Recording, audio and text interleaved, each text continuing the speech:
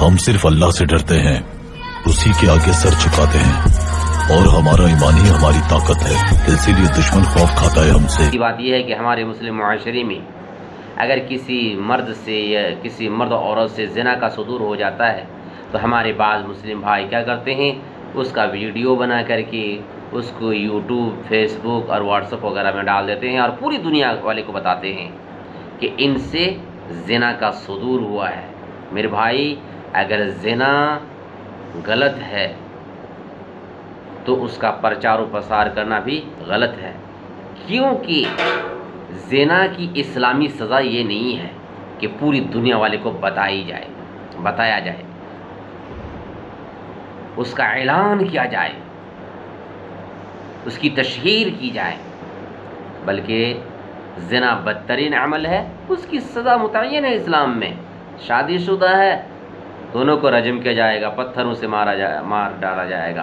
गैर शादीशुदा है, 100 कोड़े लगाए जाएंगे, मगर उनकी तशहीर नहीं की जाएगी, पूरी दुनिया वाले को नहीं बताया जाएगा। आप किस बुनियाद पर इसका प्रचार कर रहे हैं? क्या ये सवाब का काम है?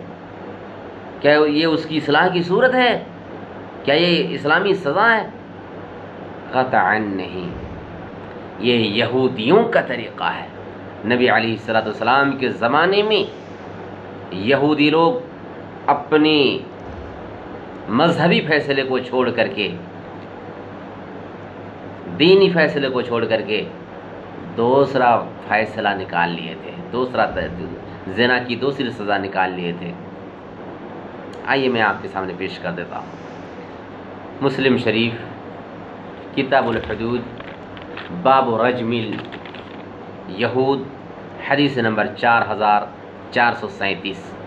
नबी अलैहिस्सलाम के सामने एक ज़िनाकार मर्द और औरत का मुकदमा पेश किया गया जिन्होंने ज़िना किया था।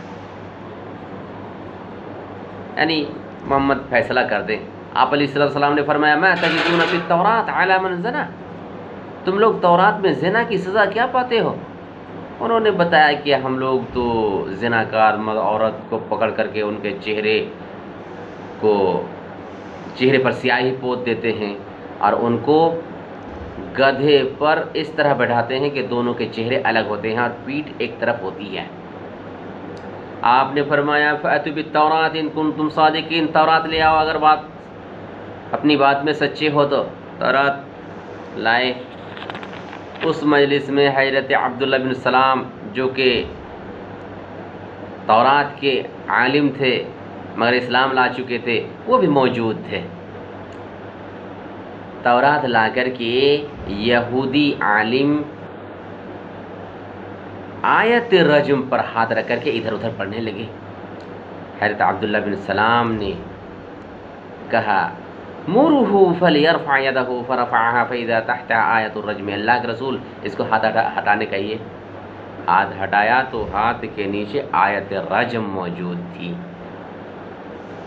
यानी इस्लाम में जो सज़ा मुतय्यन की गई है कि ज़िनाकार मर्द और औरत को कत्ल किया जाए, जान से मारा जाए, पत्थर से ख़त्म कर दिया जाए, वो सज़ा मौजूद थी मगर उन्होंने बदल दिया था।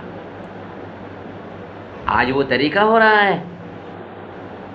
हमारे मुसलमानों के अंदर ये गंदी सोच आ गई है कि अगर किसी से ज़िना का बदतरीन अमल सादिर हो गया है तो इस्लामी सज़ा उस पर नाफिज की जाए अगर हम में दम है, वरना यहूदियों का जो तरीक़ा है उसको ना